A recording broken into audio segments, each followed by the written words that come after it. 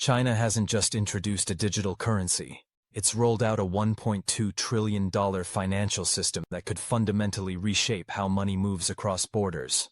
While much of the world is still tied to SWIFT and legacy banking systems, Beijing has quietly built and deployed an alternative. A digital yuan-based infrastructure that's already settling transactions in over 200 countries and regions without touching the SWIFT network. According to the People's Bank of China, by the first quarter of 2025, the digital yuan had processed more than 1.8 trillion yuan, around $250 billion in pilot transactions. This isn't about scale, it's about sovereignty. By weaving the e-CNY into trade routes, supply chains, and central bank networks, China is redefining global finance from within. As Martin Chorzempa from the Peterson Institute put it, this marks the first state-run infrastructure that could rival the SWIFT IBAN system, established in the post-Bretton Woods era. Back in 1944, the dollar was crowned king. In 2025, China is challenging that reign, not through conflict, but with code, bilateral agreements, and digital rails. Since 2015, China has signed over 41 bilateral currency swap deals worth nearly $580 billion, creating a decentralized web that allows trade in yuan without needing US dollar clearing banks.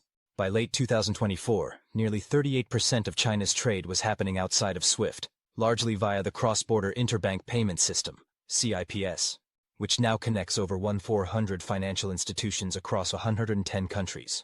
This means deals, like oil shipments from Saudi Arabia to China, can now be settled directly in yuan within seconds, with no US banks involved. SWIFT still handles around 40 million messages daily, but its dominance, especially in emerging markets, is clearly weakening. China's quiet construction of a parallel global financial system may be one of the most overlooked economic shifts in recent history, and what comes next could shift this from a workaround to a financial weapon. The move away from the dollar isn't ideological, it's structural. In early 2024, Kenya paid for oil from the UAE using yuan, completely bypassing the dollar, a fact confirmed by Kenyan President William Ruto. Around the same time, Argentina repaid part of its IMF debt in yuan after running out of dollar reserves. By February 2025, the yuan's share of global payments had jumped to 4.6%, up from just 1.9% 2 years earlier. The change is no accident. It's a response to growing concerns about US monetary policy, sanctions, and dollar liquidity. Countries aren't abandoning the dollar, says former World Bank economist Carmen Reinhart. They're insuring against it. The digital yuan, with its programmable features and independence from correspondent banks, offers a ready-made alternative to US-dominated systems. But whether this is real decentralization or simply re-centralization under China is still unclear. In a late 2023 cross-border trial between Hong Kong and the UAE, the digital yuan settled invoices in seconds and cut transaction costs by up to 98%, according to the Bank for International Settlements. Unlike SWIFT, which only sends messages, the e-CNY system moves actual value in real time, removing the need for intermediaries and foreign exchange delays. With traditional cross-border transactions taking up to 3 business days and costing as much as $50, China's solution delivers speed and efficiency at scale. Josh Lipsky, former IMF advisor and director at the Atlantic Council, summed it up. China's not just building a faster rail line, they're removing the ticket booths entirely. The system's backbone, CIPS integrated with the digital yuan, now processes an average of $83 billion daily. This isn't a pilot anymore. It's live, it's growing, and it's shifting power. But with that power comes surveillance. And the biggest question is still unanswered. Who controls the switch? In 2024, ASEAN overtook the EU to become China's largest trading partner, with over $975 billion in two-way trade, according to China's Ministry of Commerce. But behind the headline lies a deeper transformation.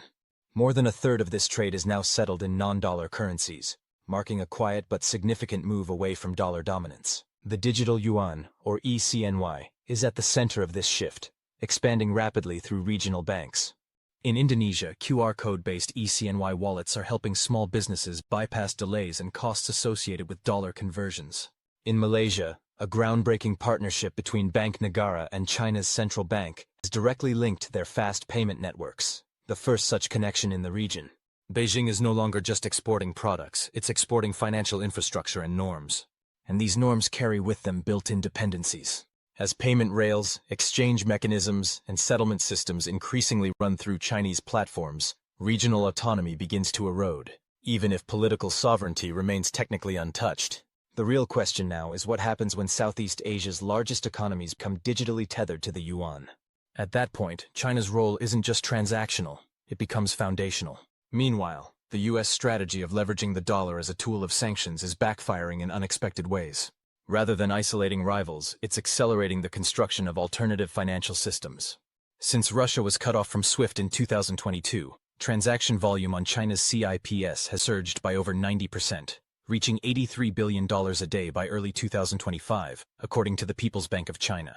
At the same time, digital yuan usage has soared among countries facing dollar shortages or sanctions, with cross-border pilot settlements reaching 1.8 trillion yuan, or about $250 billion. In 2023, China expanded its swap line agreements with Brazil, Pakistan, and Saudi Arabia, helping each navigate constrained access to US dollars. As Eswar Prasad, former IMF official, notes, the more the US turns the dollar into a compliance weapon, the more attractive Beijing's rails become.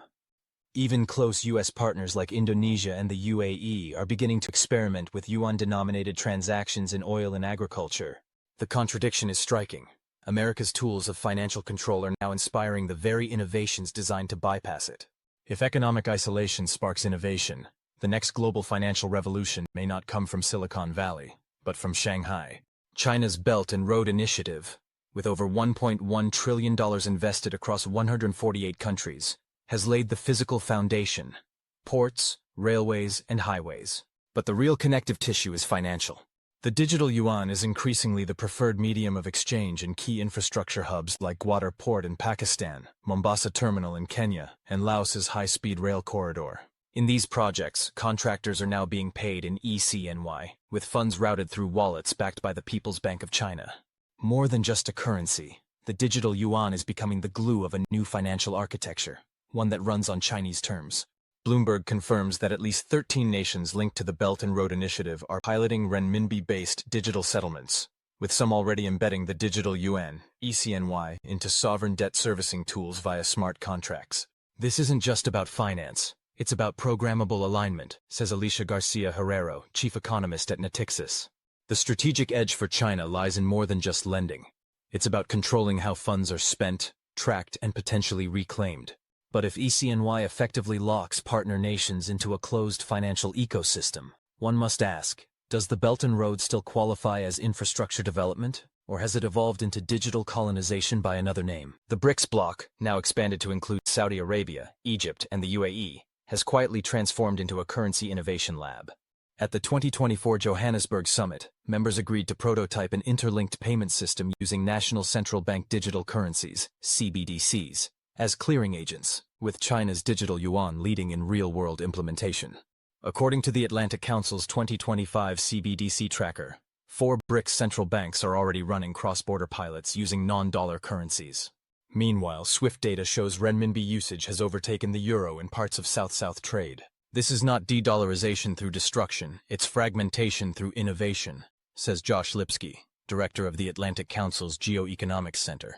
As Brazil and Russia push for a shared settlement framework by 2026, the US dollar's role as the global medium of exchange is undergoing structural re-evaluation. But as each region builds its own financial architecture, the question arises: who governs the intersections? Trump's renewed tariff policy, unveiled in January 2025, proposes a 60% blanket tariff on all Chinese imports, double the rate from his first term. Yet Beijing's response hasn't followed the old tit-for-tat model. Instead, it has accelerated e-CNY integration into export financing.